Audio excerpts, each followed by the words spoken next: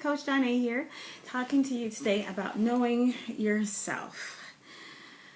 Why is it important for us to know ourselves? For several reasons. First of all, if you don't know yourself, then you don't understand the abilities that you have, and the strengths that you have, and the weaknesses that you have. You won't be able to be confident about yourself, and you won't be able to be assured in situations that call for you to stand strong in your own power.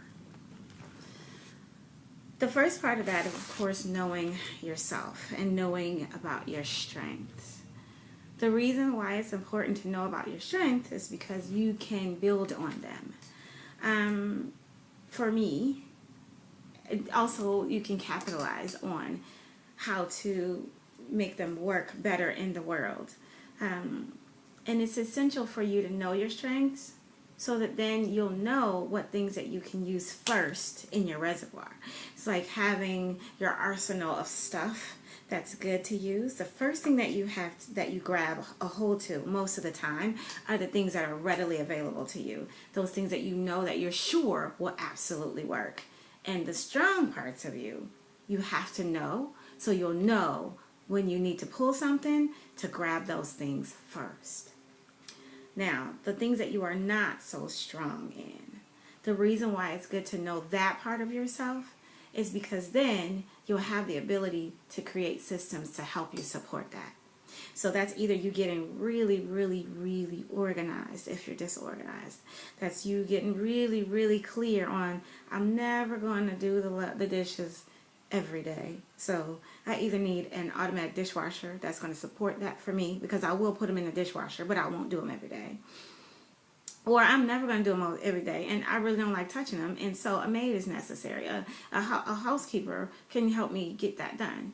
And that $50 a week might be something that gives you or brings in for you another $3,000-$4,000 in that same week. So knowing your weaknesses, knowing the things that you're not strong in is very important. It also helps you to get things in place that you need. So if you need coaching, if you need more understanding, and you need more lessons, or you need tutoring, or you need somebody to hold your hand as you get strong through it. I know one of the things for me when I first started getting into exercises, I wasn't very strong in my upper body. I've gotten a lot better. But when I first started, I couldn't do push-ups. I couldn't do one push-up.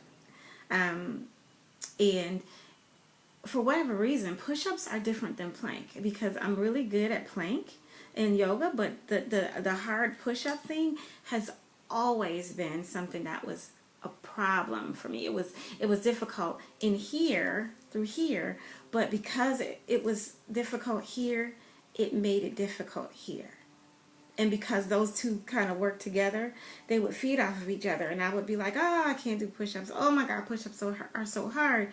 But then I got my wonderful friend, and he is like this massive guy who can do all kinds of physical exertion, and it's like nothing to him.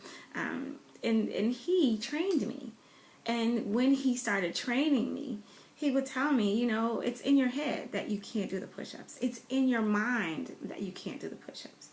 You can do a push-up just as well as you can do a class, or you can do a push-up just as well as you can do interior design, or you can do a push-up just as well as you can do these other things that are easy for you. It's just that you have to exercise that muscle and strengthen yourself in that area. And because I learned that about myself, I can now do push-ups, plank, and push-up position. Say it twice. I'll celebrate that stuff, because truly that was a milestone for me to actually be able to get beyond the place where I felt like I couldn't up here. So when you feel like you can't up here, all of this down here responds. And that saying of, if you feel like you can't do it, you're right, you can't, was very true for me in that situation, because I kept telling myself, I can't do this, this is hard. But the truth of the matter was, it was hard, but I still could do it. And hard became easy as I worked out the muscle. So again, strengthening myself. I got a coach. I got somebody who actually was in my corner and believed in me in that area. I think about, I heard a story really very recently about Lisa Nichols and how she was on tour with someone, and Cece was actually there at the conference with her, supporting her. And she went to her closet and went to this and went to that, and it was also like super duper organized. And she was like, "Man, you are so organized." And Lisa was like, "No, I'm not really. I'm really not. I understand that I am not. So because I am not, I have become super aware of that. And I work hard, 3 times as hard, to make sure that that happens."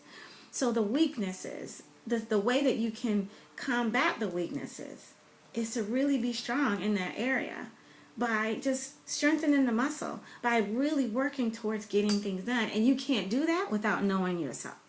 If you know that you're going to go off on somebody because they say the wrong thing to you, you need to be working on your reactions. Because those reactions, sometimes good, if it's a good thing, the reaction could be great, but that reaction can be detrimental and cause a ripple in your life for years. And so because of those things, we need to make sure that we know ourselves. If you know you get tired easily, rest. If you know that because you eat a certain thing, you have fuel and you can keep going and keep going and keep going, know yourself. Eat the right stuff. And then you can go forward further. Now, the reason why I brought up knowing yourself is because it is essential to know yourself in order to be able to pull the gifts that you have, to be able to give them to the world properly. So we have to know our strengths, but we also have to really know our weaknesses in order to be able to be the person that we have to be on this large platform that is the world. That's how we are most effective at living this life in 4G.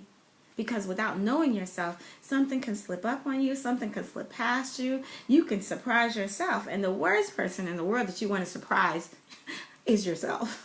You want to know yourself so you're never surprised at what you do. I'm not surprised at the fact that when I'm dating a guy and I really like him and we have the mushies that I am all so ooh, because I am the ooey gooey girl, and I know that about myself. But because I know that about myself, I know that that is a requirement for me. So anything less is unacceptable. So that's another way. It helps you to be able to set boundaries and limits to give you what you need to get you through this life. So make sure you make yourself a study, because that's the way that you can live life in 4G best. Life in 4G is living in God, living a life of giving, living a life of gratefulness and gratitude, and living unapologetically in your greatness. Have a great day.